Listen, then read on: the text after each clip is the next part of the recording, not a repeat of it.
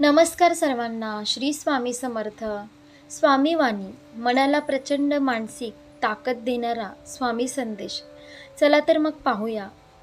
मित्रांनो, आपले स्वामी म्हणतात, मूल पुरुष वडाचे झाड दत्तनगर. स्वामी महाराज अक्कलकोटला असंख्य लीला करत होते. स्वामींच्या लीला या खरतर अतर्क्य होत्या. अक्कलकोटमध्ये एक सरस्वती नावाची सोनारी स्त्री राहत होती. तिचे वागणे हे वेडसर असे, परंतु तिच्यावर महाराजांची फार कृपा होती. कधी कधी ती जनाबाईचे अभंग म्हणत, गलागला रडत आणि वेड्यासारखी रस्त्यावरून फिरत असे. तिच्याजवळ चिंध्याचे एक गाठोडे आणि एक गाडगे एवढेच होते. या सुनारणीला स्वामीच्या वाक्यांचा अर्थ कळत नसे. इतकेच नव्हे तर एखाद्या वेळी स्वामी महाराज रागावले आहेत आणि त्यांचा राग शांत होत नाही आहे, त्यावेळेस म्यानबा सरस्वती सोनारी स्त्रीला शोधून आणत. मग पुढे या म्यानबा आणि मागे सोनारी हातात गाठोडे घेऊन एकाने ज्ञानोबा तुकाराम आणि दुसऱ्याने बोडकीचे काय काम असे भजन करत नाचू लागत. ते दोघे असे बोलू लागताच स्वामी महाराजांचा राग कमी होई आणि महाराज मोठमोठ्याने हसू लागत असे. असेच एकदा नरसोबावाडीचे काही लोक दर्शनाला आली होती. त्यांनी स्वामी प्रश्न केला की स्वामी आपण कोण आहात.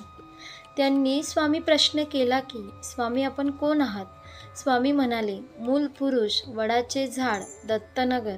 हे ऐकून सोनारीबाई बोलली, वडपत्रशायी मूळ पुरुष दत्तात्रय रूपाने अवतरले आहेत.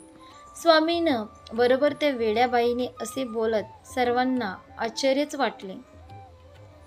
परब्रह्माच्या वाणीचे उकट एका वेड्या स्त्रीने केले. याला लीलात नव्हे तर आणखी काय म्हणावे. सरस्वती सोनारीसह म्यानबा दोघेही वेडे होते, परंतु स्वामींना सर्वात प्रिय होते.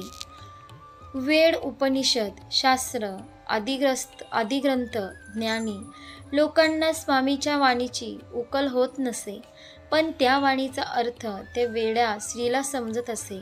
या स्वामी लीलेतून स्वामी आजच्या पिढीचा हाच संकेत देत आहे की गुरुतत्वाचे मार्गदर्शन आपल्याला समजावून घ्यायचं असेल तर त्याच्यावरती वेडे व्हावेच लागेल, त्याच्यासोबत एकरूप व्हावे लागेल.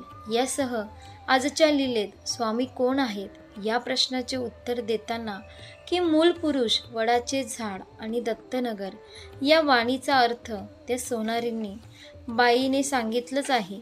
खरोखर याचा मनन करण्यासारखा आहे. ती सांगते की मूल पुरुष म्हणजेच स्रोत,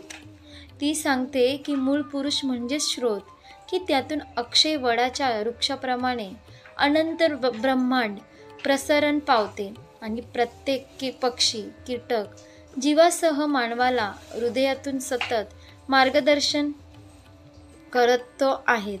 असे गुरुतत्व म्हणजे श्री दत्त, अशी निराकार अवस्था म्हणजे श्री स्वामी समर्थ महाराज. या स्वामी मानेचा अनुभव घेणे हेच प्रत्येक मानवाच्या जीवनाचे अंतिम ध्येय आहे. आणि पुस्तकी ज्ञानी पुरुष होण्यापेक्षा स्वामींचा वेडा भक्त झालो तर नक्कीच या स्वामी वाणीचा स्वाद घेणे नक्कीच सहज शक्य आहे असे वाटते. अशा प्रकारे आपण पाहिलं मनाला प्रचंड मानसिक ताकद देणारा स्वामी संदेश. आशा करते तुम्हाला ही व्हिडिओ नक्की आवडली असेल तर लाईक करा, शेअर करा आणि आपल्या योगेश्वर कृपा या चॅनलला सबस्क्राईब करा. भेटूया एका पुढच्या नवीन व्हिडिओमध्ये. धन्यवाद. श्री स्वामी समर्थ. जय जय स्वामी समर्थ.